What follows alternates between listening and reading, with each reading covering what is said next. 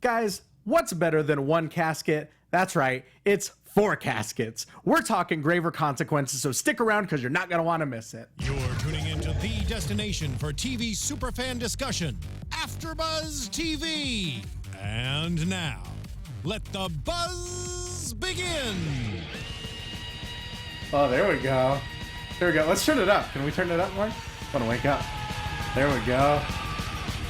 Get some of that thrash in there. Because we're talking graver consequences. Not just graver consequences. Yeah, let's get those lights going. It's a party, y'all. I'm awake. Hope you're awake. Because we're talking Season 2, Episode 16 of Lucha Underground. Thank you so much for joining us. As always, my name's Ty Matthews. You can find me on Twitter, on Instagram, at Ty Matthews, PMA. And as always, my lovely, talented co-host. How are you, sir? I'm doing fantastic. Hanging in there? I'm Did hanging this in just there. rejuvenate you? Just living the dream. You rejuvenated, you lost it, and this got you back? Now rejuvenated? I'm rejuvenated. Nice. Whole second win. Nice. My name is James Franck. You can follow me on Twitter at TheJimboSlice. That's TheJimboSlice. That's at TheJimboSlice with 2 E's. That's at TheJimboSlice.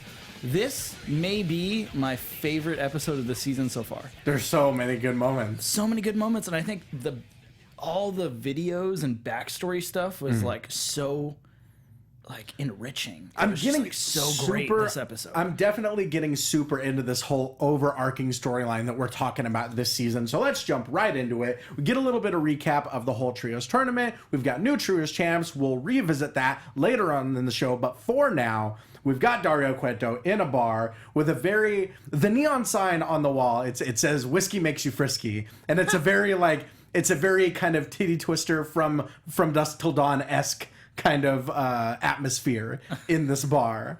Dario Cueto is meeting with Councilman Delgado, played by Lorenzo Lamas. The Renegade. As you discovered. I would have never known that. Not the WCW Renegade. Not that one. Rest the in USA peace. Renegade. But the USA Renegade himself, Lorenzo Lamas. Not Styx Renegade. But Exactly.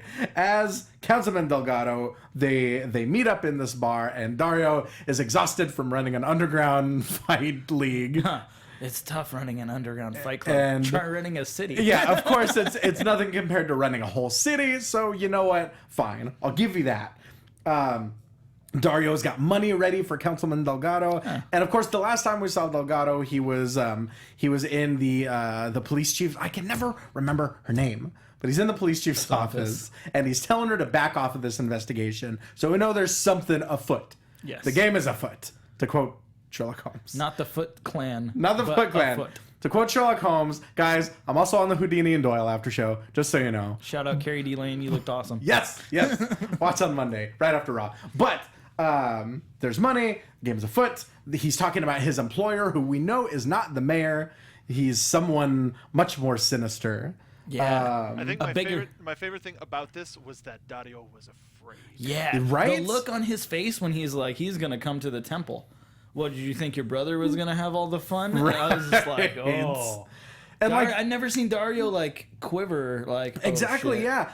We've already got gods clashing between Mil Muertes and Matanza. Who is this other third party that's going to show up? Yeah. You might a challenger appears. All of a challenger. We thought Dario was Shao Kahn, but he was just Shang Tsung. He's just Shang Tsung, yeah.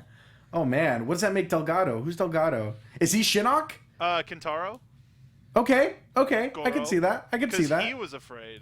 Maybe Quan Chi? No, Shinnok's an elder god. Quan Chi ain't afraid of nothing. Quan Chi ain't afraid of nothing? I don't know. He ain't afraid of nothing. Quan Chi was kind of weaselly. But he ain't afraid of nothing. That's true.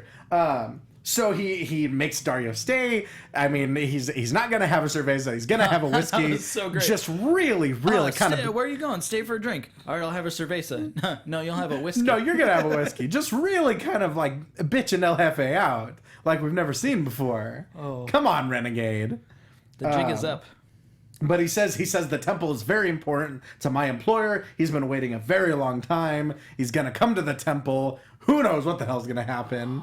We're going to revisit this at the end of the show because this episode was bookended with the story and it was dope. Oh, man. So good. Exactly. Let's get into the very first match of the night, a triple threat match for the final Aztec medallion. At least, I mean, by my count, it's the final Aztec medallion. We know that next week is the Gift of the Gods title match. They said it on commentary as well. That it was the final medallion match? Yeah. Okay, just making sure. So what's that? 7 people, right? That's seven people. That's 7 people. We'll get into that later on. We've got Joey Ryan versus Mr. Cisco versus Cortez Castro. They were all together in the trios tournament. Didn't quite end up the way they'd hoped. So, of course, Dario, loving unique opportunities the way he does, throws them all into a medallion match. And we get a very short match. I loved how, like, one gets in, the other gets in, and Joey's just sleazing out with the lollipop, and the crowd's going crazy for the sleaze. And then he just hucks the lollipop to like jumpstart. Chucks it at Cisco. Instantly, I thought of like Hook when he's just like bad form. Right. Like I was just like Joey Ryan, bad form. Bad form, Joey.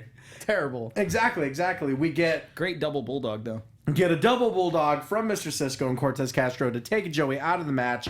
They got a little high spot between them. They're trading roll-ups back and forth. Cortez hits an enziguri, hits a big old vertical suplex, maybe a slight brainbuster, not quite a sheer drop brainbuster. And then out of nowhere, Joey with the knee from behind, a la Macho Man Randy Savage, and the Schoolboy for the win in 1 minute and 18 seconds. This match was bell to bell, 1 minute and 18 seconds. Not even a minute and a half. Crazy. Now, at first, I was a little bit bummed about that, but what made me interested again was the fact that Joey took advantage of his undercover partner Cortez to get the win and to get the glory. So I'm interested to see how that story develops because of this finish. What do you think? I thought it was so like in the interaction with Dario and the Renegade or whatever. Sure. Delgado. He's like, but I like he's the like, Renegade better.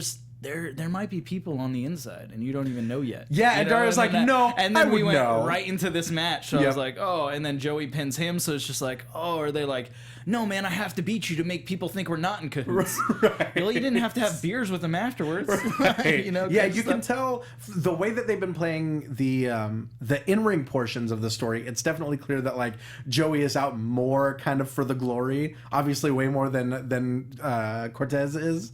But yeah, I did like that in the bar scene where he's like, I would know. Yeah. And Delgado straight up says, would you? I was like, oh, well, now.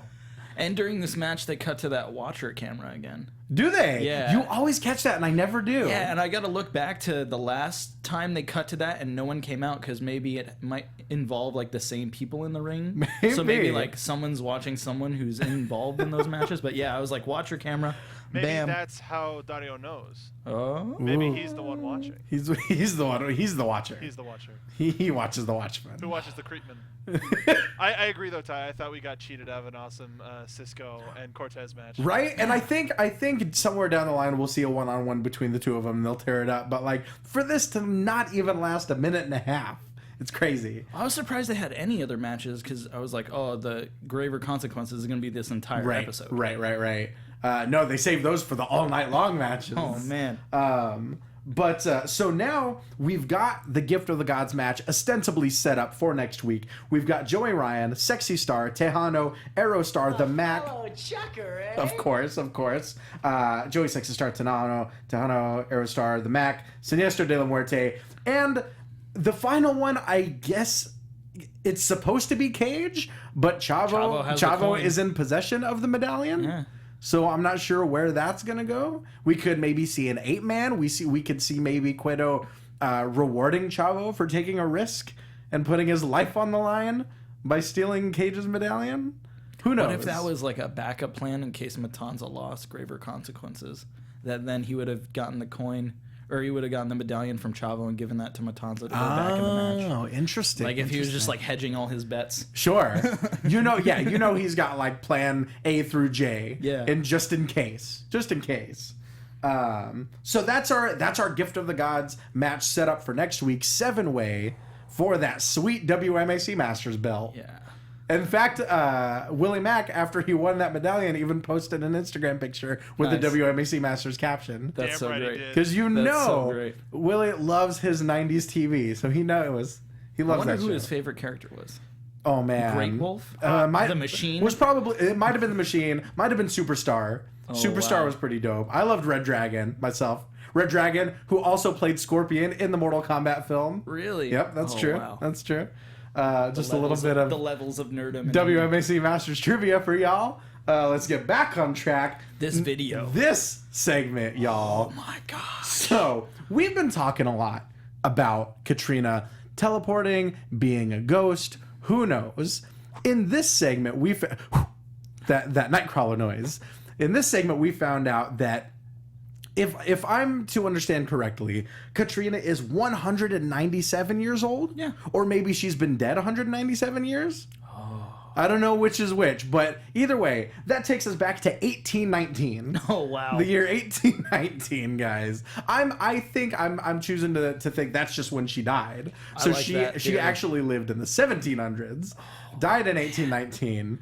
And now she's been waiting this entire time for this Lucha Libre wrestling promotion to pop up so she can have the personification of death, have casket matches with a weird cage monster, and, you know, just put it on Robert Rodriguez's TV network. Kiss a bird, man. You know, yeah, exactly. Why not? We got some weird stuff happening. That's why I love this show.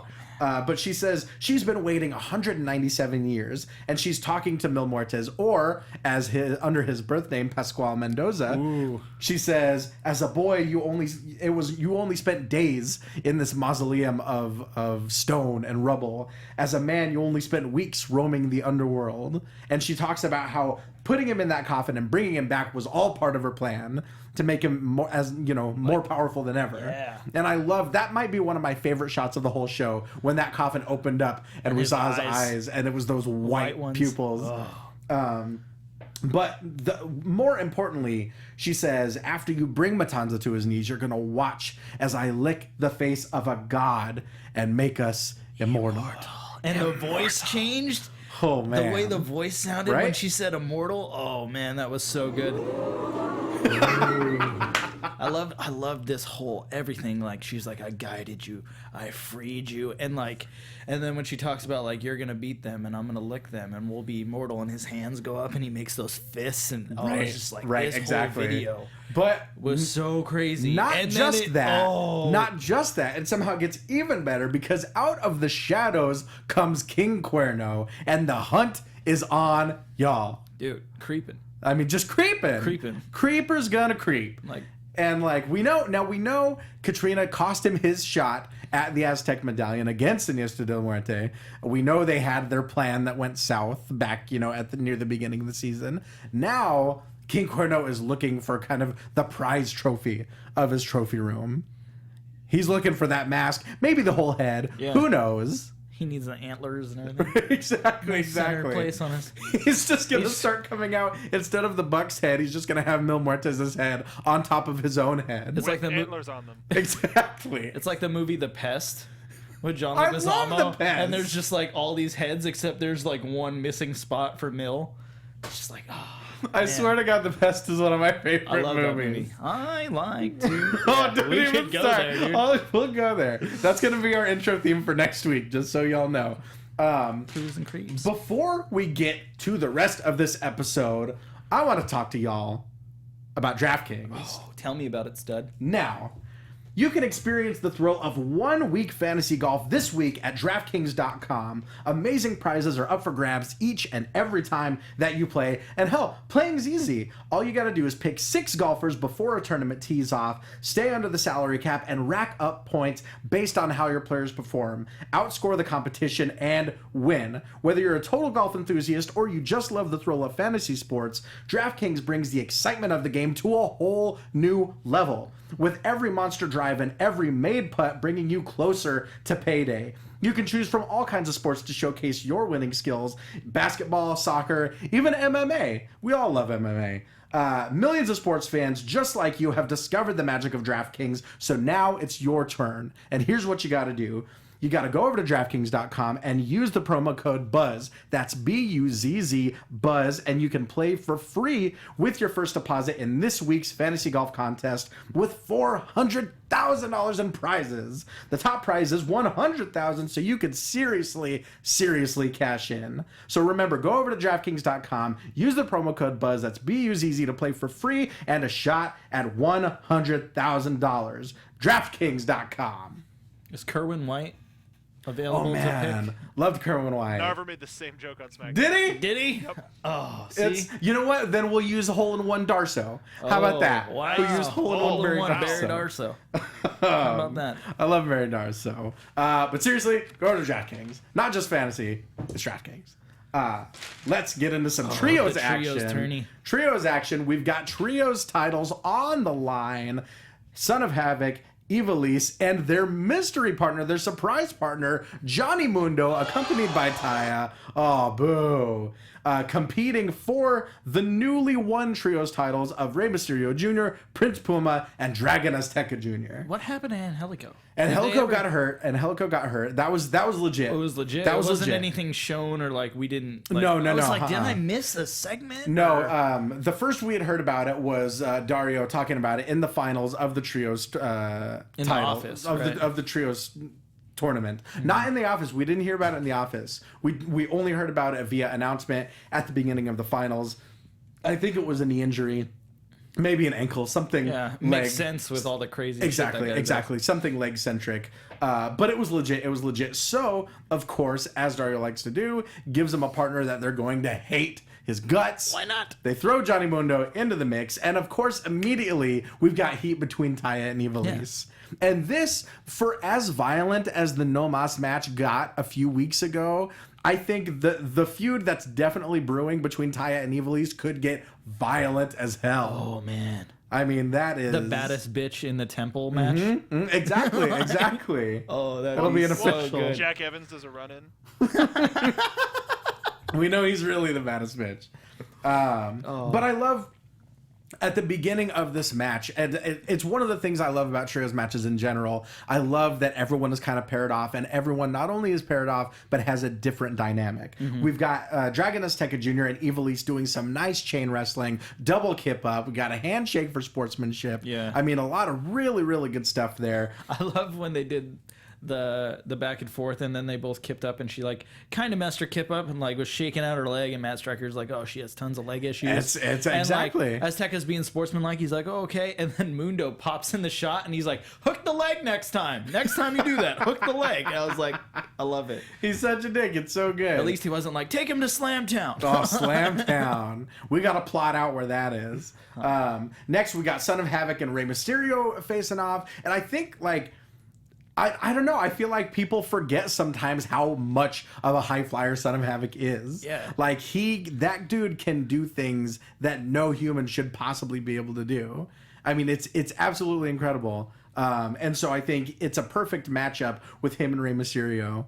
And he has stuff he hasn't even broken out in the temple. Oh, absolutely. Like the hang off the corner thing. Exactly. Like Son of Havoc and Lucha Underground is kind of like the Young Bucks. Like the Young Bucks right now are holding back so much from what they could do. Yeah. That's the craziest part. It's like the watered down version. Exactly.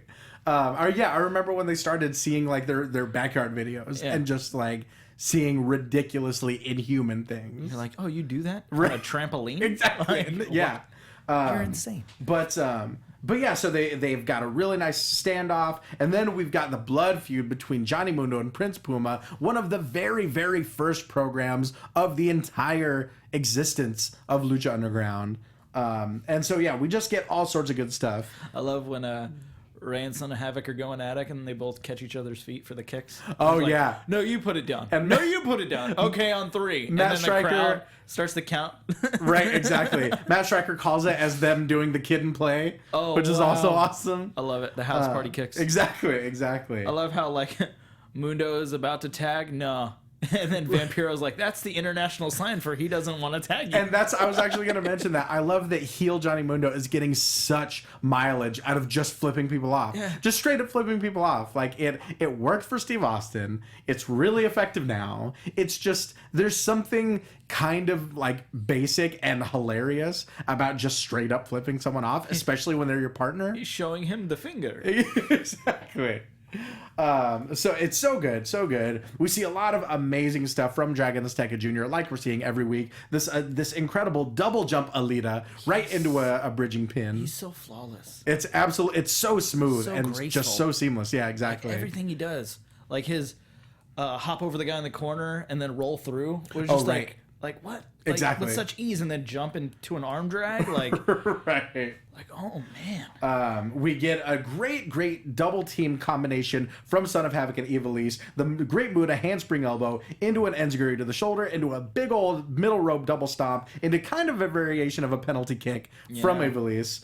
She didn't quite hit all of the enzy, but I also loved how they covered that. How, you know, once again, going back to her leg injury, maybe if she had, you know, been able to hit him in the head, it might have been over. Who knows? But I love, you know, that's how you cover something that you didn't quite get all of. I thought Son of Havoc was going to take a page out of the Young Bucks book when he hit the double stomp and then kept running. I thought he was about to do a suicide dive. Oh, the big to old, outside. yeah. I was like Nick does, where he Tope hits like a con dive hilo. and then he just keeps going. It's Exactly. like, wait, where are you going? It was crazy. So yeah, a lot of good stuff. This is a great match. We see, I love the Rana on the outside. yes, Right into the guard. once again, so smooth from Dragon Azteca. It would have been even better if he did it off the baseball slide. Yes. Like if he would have did the baseball slide and hooked And Mundo kind of then twisted. threw- He oh. probably could. Oh, I'm sure he could. But basically, to finish this match out, we get a little bit of a miscommunication. Not necessarily miscommunication, but Ivelisse being kind of the least sportsman of her team. Or I guess Mundo is more of a jerk. But, you know, she grabs Rey Mysterio's foot as he's going for the 619. As they're arguing, Johnny Mundo goes for a big old flying chuck. Rey Mysterio moves. He knocks the hell out of Ivelisse. Say la vie. Yep, we get that Rana on the outside. Eventually, we see the 619 from Rey Mysterio into the 630 splash from Prince Puma a for lot of numbers. the trios titles, for the trios champs to retain. Exactly, 619 into the 630. Someone do the math on It's that. a classic 1249. A classic 1249. Oh, how I remember them well. So that's the trios champions retain is the point, and now we're getting into graver consequences, or as our friend Claire Boy would say, raver consequences. Guys, go check out Claire Boy on Twitter, on Instagram. She made an incredible little Lego. Thanks for that. She stayed up all night doing that. So good. It's so good. If you ever wanted to think about Mil Muertes and Matanza in trip pants and mesh shirts while flashing lights and like EDM plays, go check this picture out. It was fantastic. But let's get into graver consequences. And one of my favorite things about grave consequences and graver consequences is all of the pageantry. You know, all of the Dia de los Muertos procession and especially the guy on stilts. That's a brand new What addition. a nice touch. There's literally, I'm telling you right now, there's nothing I love in this world more than haunted attractions. And that's exactly what that reminded me of, is like guys on stilts. He Like, should have came up first, all creepy with a lantern or something, and then like spread his legs, and everybody should have oh walked over his legs. man, that would have been That would've super been so dope. cool. The thing I wonder about this is because like we've gone to the tapings, so like we know like you don't hear music Right. when people come out. Right. So like I was watching this and the music really set the tone for this. It definitely did, So I was yeah. just like, holy shit, this is so But good. dude, could you imagine sitting there and all of that happening just in literally Dead silence. Just Exactly. the, between the lighting and the like, silence, for how sure. creepy would have that been to have no music at all? You know, It's very Like, unsettling. Oh man, and I was wondering, I wonder if like there was any music for anyone there. And then I was thinking, like Mark just said, like how creepy was it that there was nothing at all? That's a playing, good point. dude? That's Like, a very good point. Oh, to see all man. of the Calakas come out like that, I would have been shaking in my boots. But so we don't just have one casket, y'all. Just like I said at the top of the show, we've got 4 of them. Oh, thank you, Xiao. Thank you, Xiao Kahn. He's in studio joining us. I love when Melissa announced them and she did this little like shoulder shake When for she said Katrina's name, yep, I I noticed like, that too. Oh, that was great. Of Write course. that down. We get all sorts of bumps on the caskets. We've got power bombs on the caskets. We've got flatliners from the apron onto caskets. All sorts of stuff. Katrina was looking very hot tonight. Absolutely, She absolutely. was, don't stay. That's where it was? Yeah. why not? Yup. Say it again. Don't stay. There we go. There we go. Mill Almost hates hit it cameras. on accident. What's that? Mill just hates cameras. Exactly. So bad. He just I love the way he I love grabs he them was and just shakes grabbing it like. What else? We've got so There much was in so this much match. going on in this match. One of the things that I love that Matt Stryker mentioned on commentary is that Matanza isn't just a monster, but he's clearly a very technically skilled wrestler. And like Vamp kind of like brushes it off and like, oh no, he just wrecks people. But no, look at the technique of his gut wrench suplexes, especially of his German suplexes. Yeah. Like those are picture perfect technique wise. And so it's such an interesting dynamic because you never see monster characters like this with skills like that. Well, he's half god. That's true. It was a wrestling god. Yeah. He's half JBL is what we're Exactly. saying. But yeah, so that was an interesting call. That's one of the things that really draws me to the Matanza character is his knowledge of wrestling. I'd like to think that like he was locked up in that cage and just obsessively watching wrestling. He just had like Bob Backlund videos. Exactly. Like He's all just doing step ups. he can be a ruthless, bloodthirsty monster and still be a student of the game. Of course. They're not mutually exclusive. Dude, and for $9.99, I mean, how can you beat that deal? He's a subscriber. Exactly. I love how they wasted no time involving any of the caskets. Oh, sure. Like, throw you over the top rope. Oh, you just landed on a Just casket. happen to land on one. We're just gonna put 3 together and powerbomb you Exactly. on top of these. Like, If you're gonna have 4 caskets, you've got to use 4 them. caskets. And man, did they I love that. I even wrote that in my notes when they were down to the last one, because it was funny when they like ripped the lid off one, and then you hear Matt Striker was like, "Well, how's he gonna win if he can't close the lid?" Right, Like, exactly. And Luckily, there's 3 more. Yeah, like when they finally got to the last one, I was just like, "Oh man, there's only one left." Right, Like, exactly. What are they gonna do? What So many else? good, like everything from like the chainmail hand. I Man. was like, where are they going with this? Right. And then like, okay, maybe, okay. And then when he like punches through the casket with it and he grabs Matanza and he starts bashing his head on the That's so casket, good. I was like, this is movie shit. Right That's here. exactly that moment where he just reaches that hand through the casket was such a cinematic moment. And those so are the good. things that wrestling needs more of. Wrestling is cinematic by nature. We need more of those like trailer moments where it's just the hand. I mean, Matt Striker even said it was as if it came up through the soil of Yeah. a grave. So good. So yeah, we've got this chainmail glove, and it makes sense because one of Mil Muertes' signatures is that gnarly right hand. Mm-hmm. So it makes sense that he would have a chainmail glove lying around in a toolbox under the ring. Yeah, why not? Sure.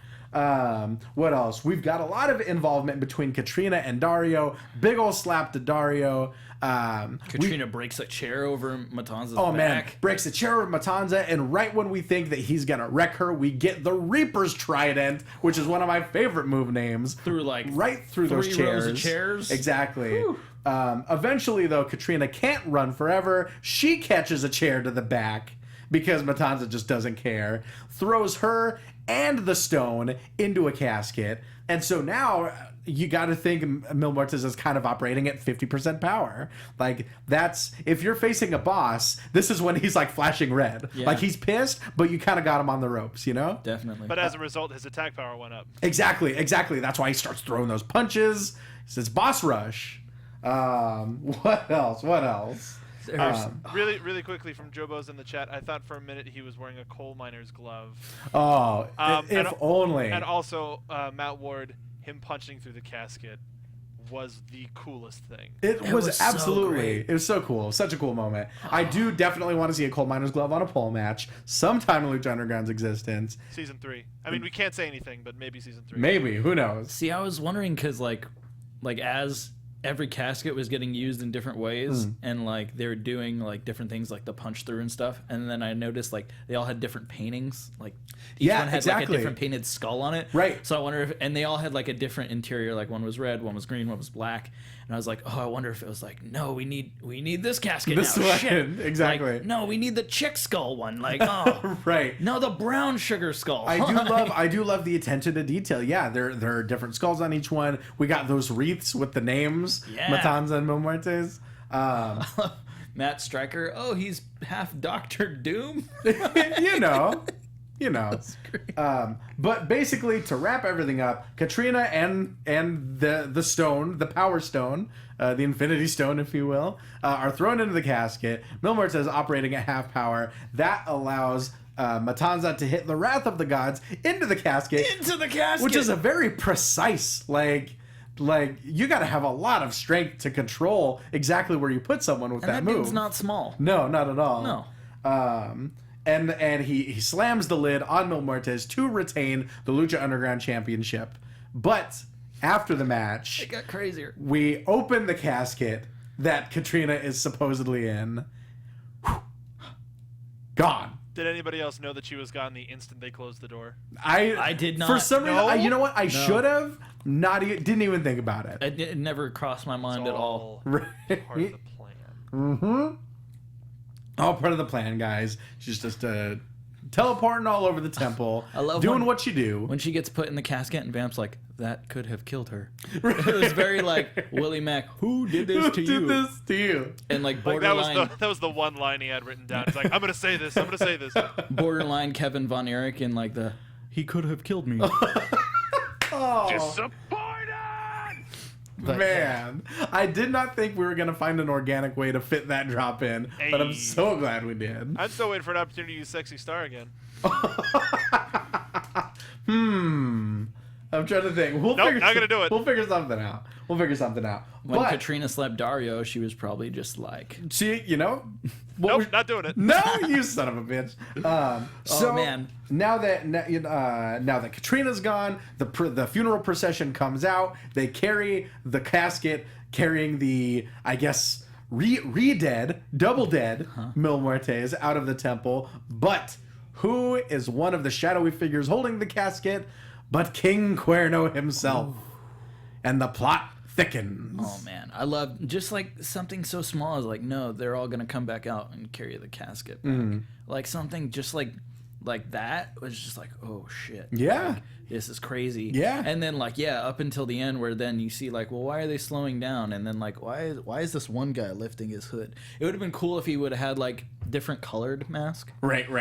Like a darker mask, maybe more like Mills colors, but his mask Oh, would sure. have been cool. That would've 'Cause been then it really would have cool, been yeah. like, what is going on? It was a very kind of Palpatine sort of moment. Yeah. Very good stuff. But Doesn't continuing end there. Continuing the theme of incredible out-of-temple segments, we get Councilman Delgado as a limo pulls up. He asks the man that's leading him to the limo, "Oh, how's his mood? Is he in a good mood?" How's his mood? Well, I guess it depends on what you have to tell him, which is never something you want to hear. Never. Because if you're hearing that, you know it's not going to be good. So he gets into the limo, has $50,000 ready for whoever it is in the limo. Got to think it's his employer that he's been talking about. And he says, I spoke to Dario. He told him to prepare for your arrival. Prepare the temple for your arrival. He says that he thinks his brother is the most powerful man walking the earth. But of course we know that's not true, because you are, my lord. Calls him my lord, for one. And then the final image of this week's episode, we see a very fancy lighter, a very kind of like A gnarly blowtorch one of those like blowtorch lighters, Yeah. lighting up a cigar, with black gloves. and then with black gloves, and that's all we see. So you know what? Let's get right into predictions right now. And now, your AfterBuzz TV predictions. Do we think Big Rick is back from the dead?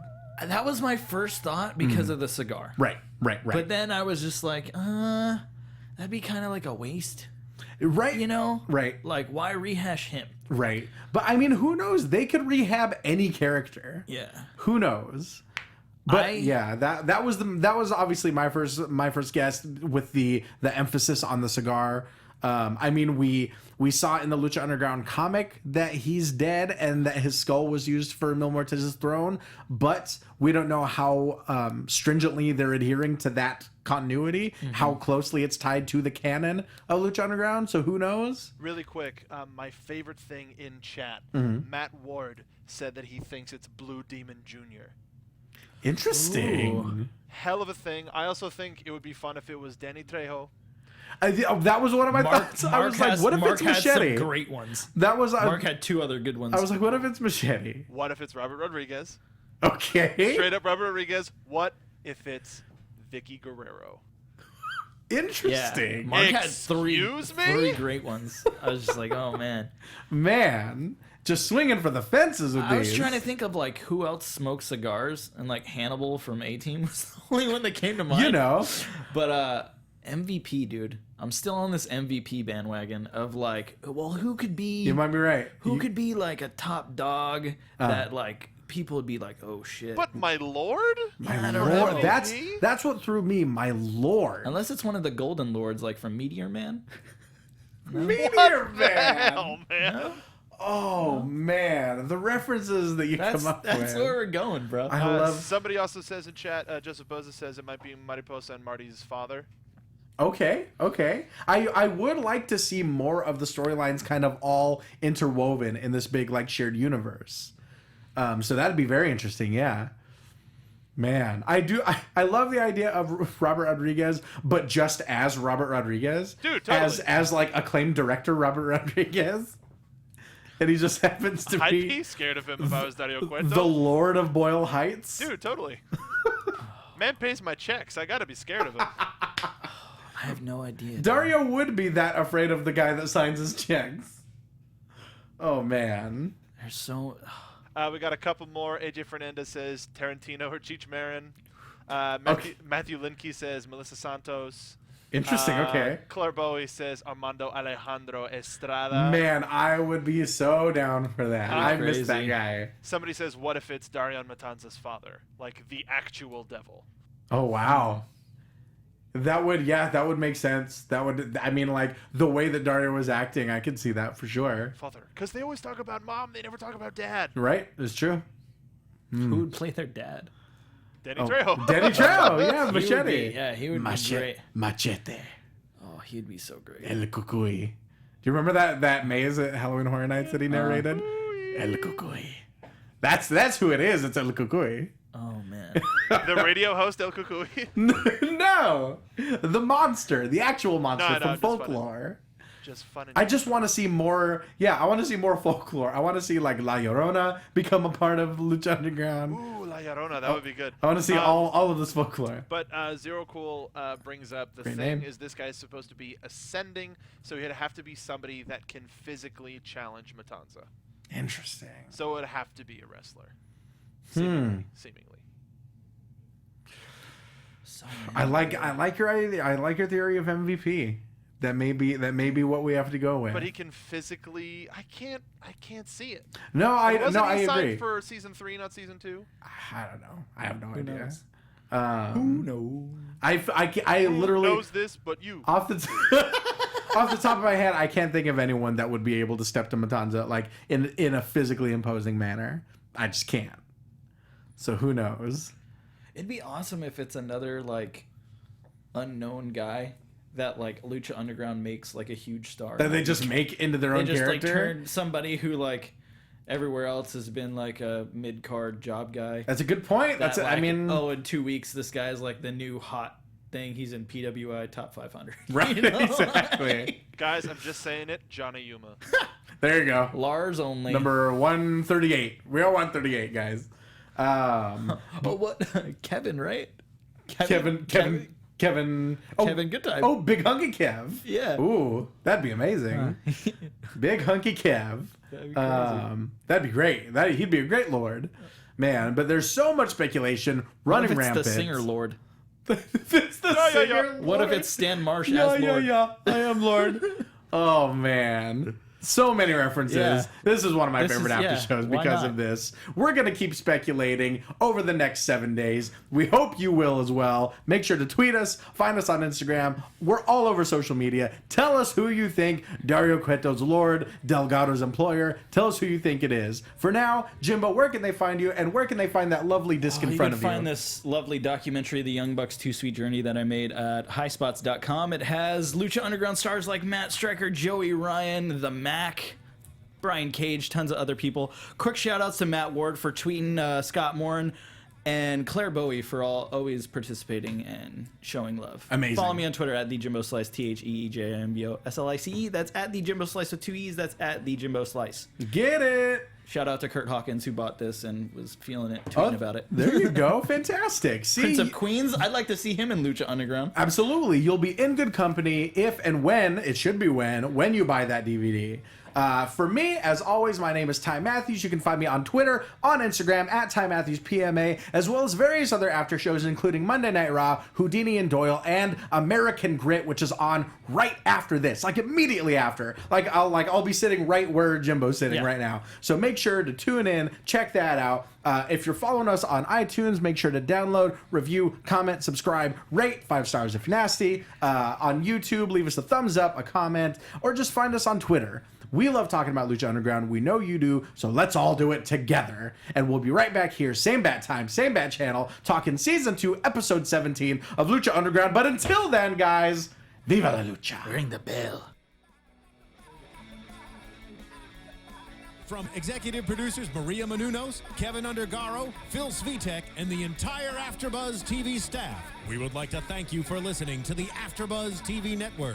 To watch or listen to other after shows and post comments or questions, be sure to visit AfterBuzzTV.com.